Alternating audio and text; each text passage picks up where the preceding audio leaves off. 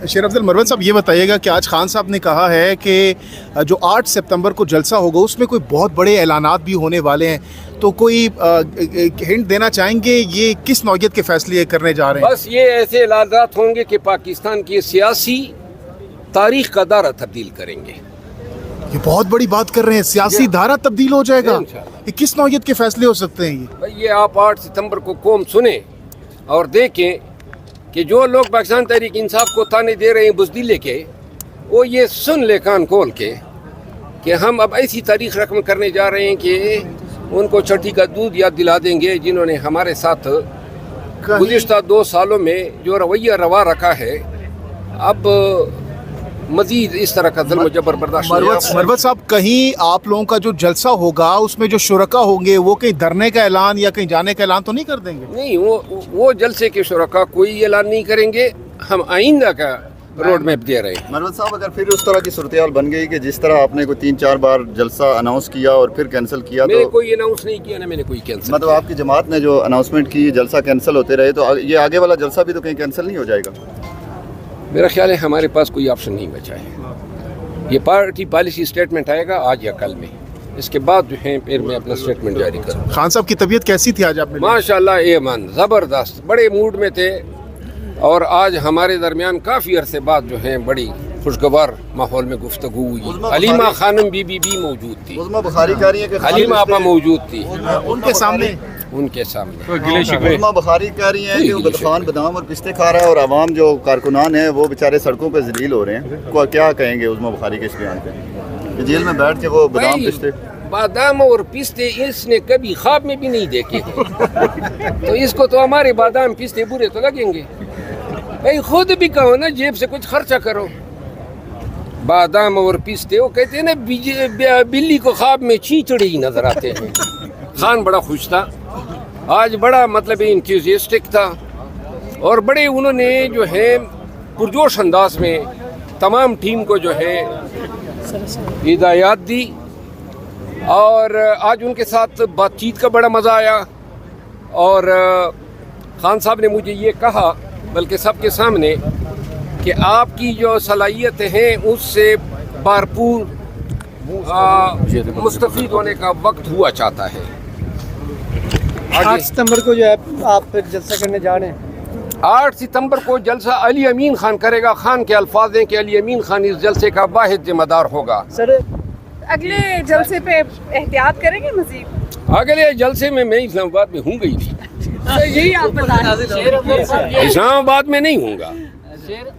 कैसे आप आना चाह रहे हैं? हाँ, आप के पी के साथ आना चाह रहे हैं उस कंटेनर पे? ये देखेंगे ना क्या हमारे प्राइज हमें दिए जाते हैं। सरप्राइज देंगे सर। बहरहाल 8 सितंबर को स्टेज पर जरूर होंगे। खान साहब से मुलाकात हुई है, क्या डायरेक्शन मिली आपको? एक फैसला हुआ है जिसका ऐलान हम 8 सितंबर के जलसे में करेंगे। सियासी नौयत का फैसला है किस सवाल या खान साहब के बाहर आने के चांसेस हैं उसमें? दोबारा नहीं उठाया जाएगा? हाँ, इसकी क्या गारंटी है कि आपको दोबारा नहीं उठाया जाएगा? गारंटी पाकिस्तान में किसी चीज की है सर, अगर उठा लिया वो भाई आजकल इंसान का और चूजे का उठाना एक बराबर है। सर, उठा कौन रहा है? हैं? उठा कौन रहा है? ये हमारे खालाजादी है।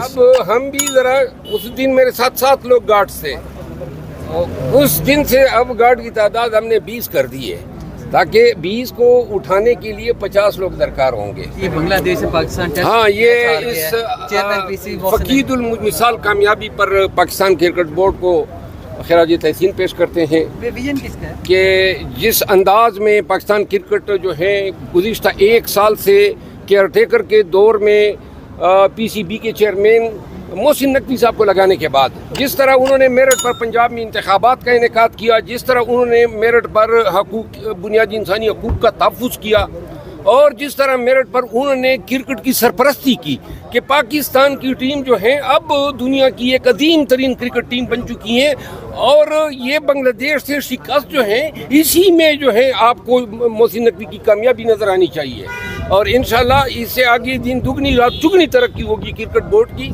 जब भी मेरठ करेंगे, जिस तरह ये केयरटेकरों ने की, जिस तरह ये फार्म 47 की हुकूमत कर रही है, यही असर होगा। مخصوص نشستوں کے وجہ سے فیصلے پر عمل درآمد نہیں ہو رہا ہے، اس وجہ سے کیا کہیں؟ ہاں یہ بات ہوئی اور اس کا خان نے ذکر کیا اور انہوں نے کہا آپ لوگ فیصلہ کریں کہ اس فیصلے پر عمل درآمد کے لیے پارٹی نے اسٹریٹجی ڈیوائز کرنی ہے، تو اسی لیے 8 ستمبر کے جلسے میں اس کا بھی اعلان ہوگا۔ سر جلسے سے کیا خان صاحب کی رہائی ممکن ہو سکے گی یا کوئی نئی خان کی رہائی جلسے، جلوسوں، دھرنوں اور ایجیٹیشن سے ہی ممکن ہوگی۔ سر جو جلسہ منسوب ہے 22 اگست، اس پر ورکر ابھی تک تنقید کریں لیڈرشپ پر، اس پر کیا کہیں گے؟ ورکر کی تنقید بجا ہیں، جائز ہیں۔ خان صاحب نے خود آج اس پہ افسوس کا اظہار کیا، انہوں نے کہا نہیں ہونا چاہیے تھا اور آئندہ اس طرح کبھی نہیں ہوگا۔ سر عدالتوں کے واسطے کوئی قانون سازی اگر کی گئی تو اس کو کیسے روکا جائے گا؟ اس سے پہلے بھی حکومت قانون سازیاں کرتی رہی، آپ لوگ صرف واک آؤٹ ہی کرتے رہے، پروٹیسٹ شور شرابہ ہی کرتے رہے، کوئی جتنے یہ قانون بنائیں گے اور جتنے اقدامات اٹھا رہے ہیں اپنا چہرہ مزید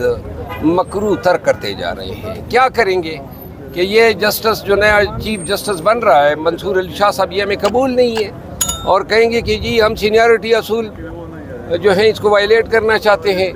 اس کے لیے ان کو 2 تائی اکثریت درکار ہے جو اللہ کے فضل و کرم سے ان کے پاس نہیں ہے۔ یوٹیلیٹی اسٹور کے ملازمین اس وقت دھرنا دے رہے ہیں، احتجاج ہاں کر ان رہے کے ہیں۔ ساتھ ہماری ہمدردیاں ہیں اور یہ جو حکومت بنی ہے نا، یہ حکومت چوری کے مینڈیٹ کی بنیاد پہ بنائی گئی ہے۔ اب چور جب کوئی چیز چوری کر کے اقتدار سنبھال لیتا ہے تو وہ خدمت کے لیے آتا ہے، وہ اس چوری کے فائدہ اٹھاتے ہوئے پورے خزانے پہ جو ہے واردات ڈالتا ہے۔